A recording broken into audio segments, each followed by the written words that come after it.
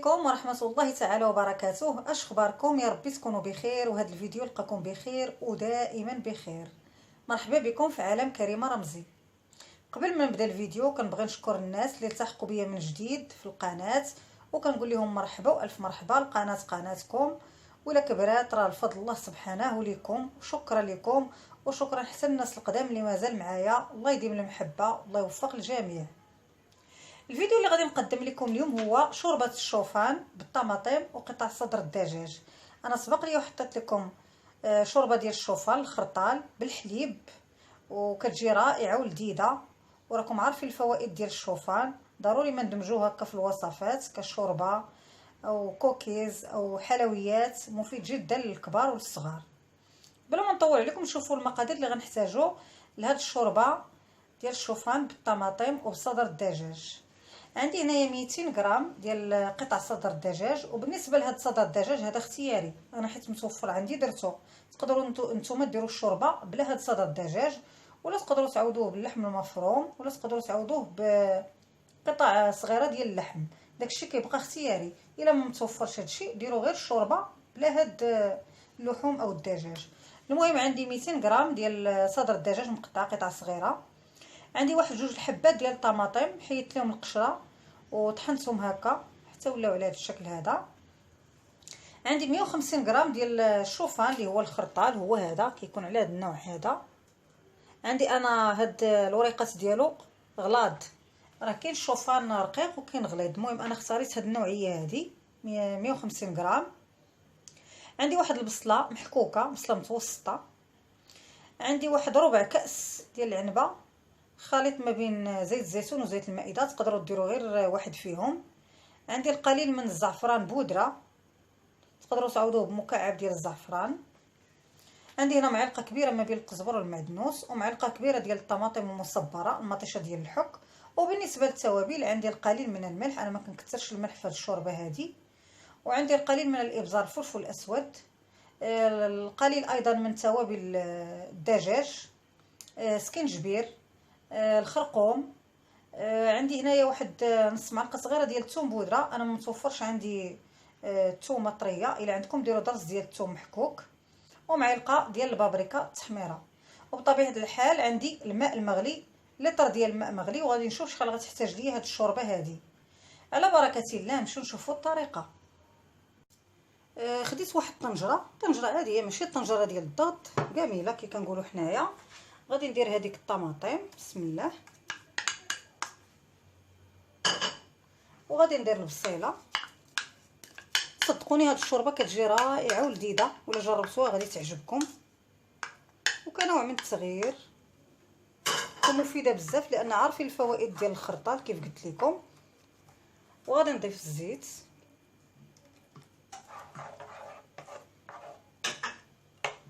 ونضيف هذوك التوابل،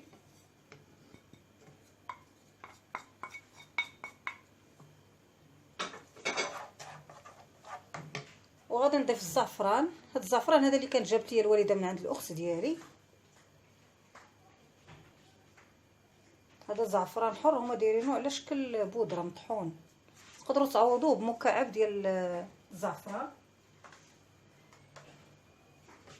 صافي، وغادي نخلط هاد العناصر مزيان، وغادي نديها فوق النار حتى تشحر مزيان. هاد ديك الساعه نضيفوا باقي المكونات شويه بشويه. المهم انا درت الطنجره فوق النار وشعلت عليها، وغادي نخلي هاد المكونات هذه كيف قلت لكم تشحر مزيان. النار في الاول تكون عاليه، ومن بعد غادي نخفضوها، غادي نقصوها.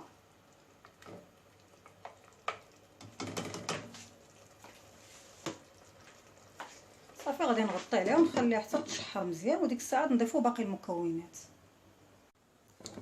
بعد ما تشحرات لي هذيك البصله والطماطم مع التوابل، ولات على هذا الشكل هذا كيف كتشوفوا. دابا غادي نضيف هذوك القطع ديال الدجاج اللي قلت لكم. وكيف قلت لكم هاد قطع الدجاج راهم اختياريين، انا حيت متوفرين عندي راني درتهم. وتقدروا تعوضوهم حتى باللحم المفروم ولا بقطع ديال اللحم مقطع هكا صغير. الا ما متوفرينش راه الشوربه كتجي رائعه وهائله بلا بيهم.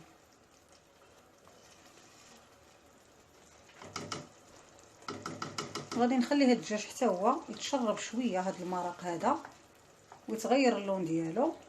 وهانتوما معايا مرحله بمرحله.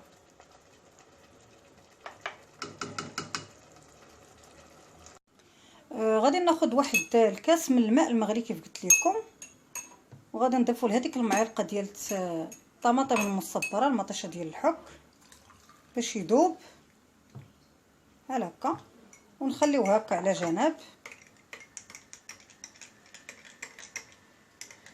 باش من بعد ملي نبغيو نضيفوا لهاد المكونات يكون هكا دايب وندمج لينا بسرعه بحال هكا.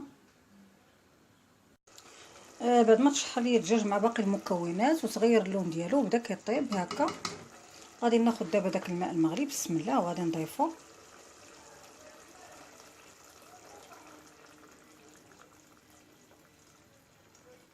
ما تضيفوش الماء بارد. المهم انا عندي هنا لتر ديال الماء مغلي، ولا خاصني الماء غادي نضيفو. خديت منه هذاك الكاس النيت اللي درت فيه المطيشه ديال الحك صافي، وغادي نخلط مزيان وغادي نخلي هاد المكونات هكا حتى يغلي ليا الخليط مزيان وندرج لينا هاد الدجاج هذا.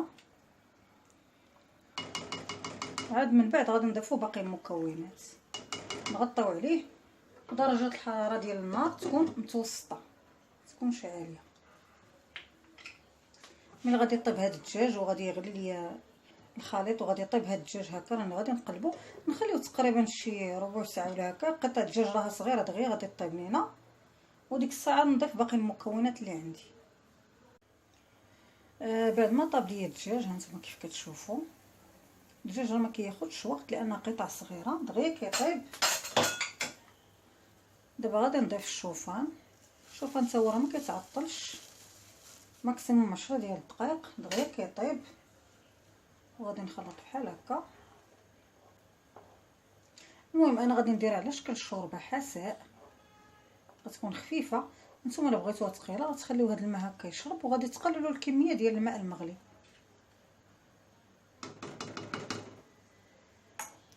وغادي نضيف هذاك الكاس اللي قلت لكم ذوبت فيه معلقه ديال الطماطم المصبره مطيشه الحك،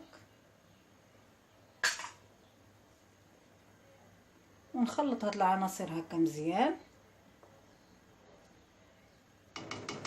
صافي. غادي نحول الطنجره ديالي هنايا لهاد الفرن هذا ونخليها على نار هكا معتدله متوسطه، ما تكونش عاليه، وغير تغلي هكاك صافي. عاد ديك الساعه غادي نضيف ليها القزبر والمعدنوس، بغيت نخليه هو الاخر باش تبقى ديك النكهه ديالو في الشوربه. وكيف كتشوفوا هنايا راه عندي الماء، عندي هنا زدت واحد نصف لتر ديال الماء مغلي، خليته هكا احتياط. الا جاتني ثقيله غادي نضيفو، ما تضيفوش الماء بارد. هانتوما هي بدات كتغلي وكيتقال لنا الخليط صافي، مره مره هكا نحركوه ونغطيو عليه. وملي غادي يطيب تماما غادي نتلاقى معكم ونشوفوا واش غادي نضيف الماء ونضيف هذاك القزبر والمعدنوس اللي تبقى ليا. المهم خوتي خواتاتي انا راه نقصت النار هنايا اللور في هذا الفرن هذا اللي اللور باش نقرب لكم هكا باش تشوفوا الخليط كيفاش ولا. انا راه ولا ليا على هذا الشكل كيف قلت لكم، انا ما باغاش ثقيل. غادي نضيف ليه الماء كيف قلت لكم، نتوما اللي بغيتوه ثقيل خليوه بحال هكا يتشرب هذاك الماء. الماء بطبيعه الحال كيف قلت لكم راه مغلي، ما تضيفوش الماء بارد صافي، حيت انا باغا حساء شوربه صافي. راه كلشي طاب. دابا غادي نضيف هذيك المعلقه ديال القزبر والمعدنوس باش تبقى عاطيه داك المذاق ديالها صافي. وغادي نخليه فوق النار 5 ديال الدقائق ونطفي عليه ان شاء الله، ونتلاقى معكم في طبق التقديم.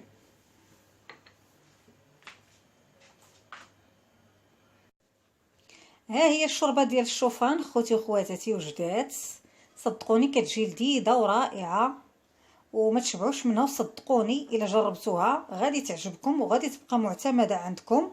وهكا كنوع من التغيير، حنا متعودين كنديروا الشوفان بالحليب وبالزعتر، دابا درناه بالطماطم وبقطع صدر الدجاج. وكيف قلت لكم الا ما درتوش حتى صدر الدجاج راه كتجي لذيذه. كوجبه عشاء هكا خفيفه للناس اللي ما كيبغوش يتقلوا في العشاء. وراكم عارفين الفوائد ديال الشوفان اي الخرطال كيف كنقولوا حنا المغاربه. ضروري كيف قلت لكم ما نديروا به هكا وصفات وشوربات ولا ندخلوه هكا في الحلويات، خصوصا الوليدات اللي ما تياكلوش لينا الشوفان. كتجي على هذا الشكل هذا هو القوام ديالها. انا بغيتها في هذا القوام هذا.